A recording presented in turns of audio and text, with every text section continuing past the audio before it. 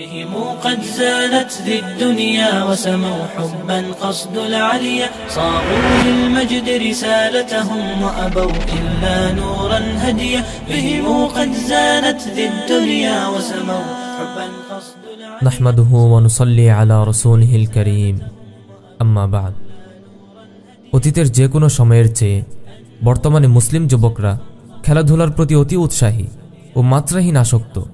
অধিকাংশ মুসলিম যুবক এখন এই আসক্তির পিছনেই নিজেদের ব্যস্ত সময় পার করছে।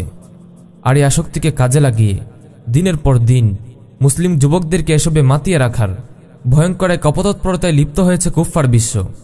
কিন্তু কাফিরদের কাছে যা এক ভয়ঙ্কর চক্রান্ত, মুসলিমদের কাছে তা নিছক একটি বিনোদন ও খেলা বই কিছুই নয়। যুবক ভাইদের কাছে এখন সালাতের চেয়ে খেলাধুলাই বেশি প্রিয় হয়ে উঠেছে। সালাতপ্রেমী যুবকগুলো এখন দিন দিন ক্রীড়াপ্রেমী হয়ে উঠছে। বিনোদন আর খেলতামাশার ছলে ছলে গড়ে উঠছে মুসলিম কিশোর তরুণ ও যুবকদের জীবন। ইদানিং অফলাইনের সাথে পাল্লা দিয়ে অনলাইনেও বেড়ে চলছে খেলতামাশার এই নারকীয় তাণ্ডব। কোথায় সালাত, কোথায় তিলাওয়াত, কোথায় আল্লাহর জিকির ও কোথায় ইবাদত? হে আমার যুবক ভাইয়েরা, তোমরা কি এ থেকে বিরত হবে না? কোনোদিনও কি ফিরে আসবে না ধ্বংসের এই কিনারা থেকে? জীবন কি তবে শুধু শখ আহ্লাদের জন্য?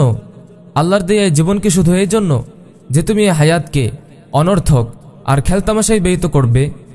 জেনে রেখো, কিয়ামতের দিন যে যুবকরা মহান আল্লাহর আপন ছায়াতলে স্থান পাবে তারা সেসব যুবক নয় যারা খেলতামাশা আর ক্রীড়া কৌতুকে বেড়ে ওঠে, বরং আল্লাহর ছায়ার নিচে কেবল সেই যুবকই স্থান পাবে যে আপন যৌবনকে আল্লাহর ইবাদতের মাধ্যমে ব্যস্ত রেখেছে।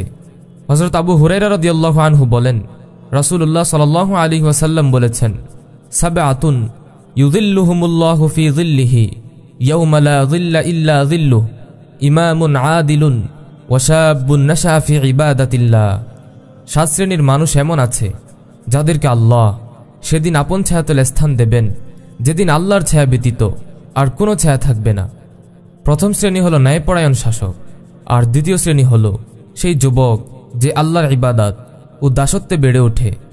অন্যদিকে মাথার উপর বসে থাকা তাগুতের দল আমাদেরকে কৌশলে খেলাধুলার প্রতি চরম আসক্ত করে তুলছে। উদাহরণত মাদকাসক্তির বিরোধিতা করতে গিয়ে তারা বলছে, খেলাধুলায় বাড়ে বল, মাদককে না বল। নাউযুবিল্লাহি মিন যালিক। অথচ আল্লাহর কাছে আল্লাহর শরণ ছাড়া বাকি সব কিছুই অনর্থক।